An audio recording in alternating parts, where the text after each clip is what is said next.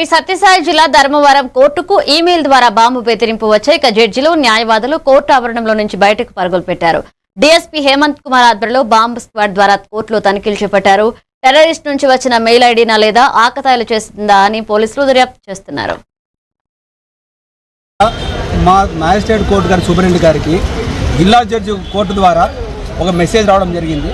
ఆ మెసేజ్ నుంచి ఒక బాంబు ఉంది అని చెప్పి, బాంబు 12 గంటల తర్వాత పేలుతుందని ముందు అందరినీ అలర్ట్ చేయమని చెప్పి వాళ్ళకు సమాచారం రావడంతో ఆ విషయం తెలియడం వల్ల న్యాయవాదులు, కక్షిదారులు అందరికీ బయటకు వస్తున్నాం కోర్టు నుంచి.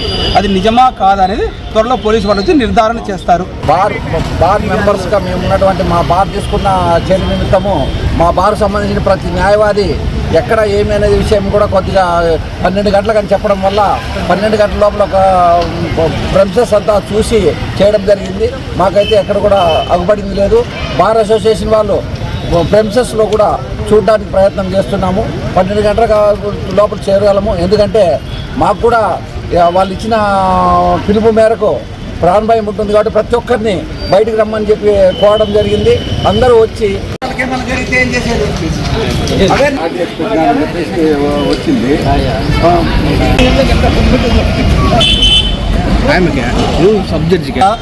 మా మ్యాజిస్ట్రేట్ కోర్టు గారి సూపరింటెండెంట్ గారికి జిల్లా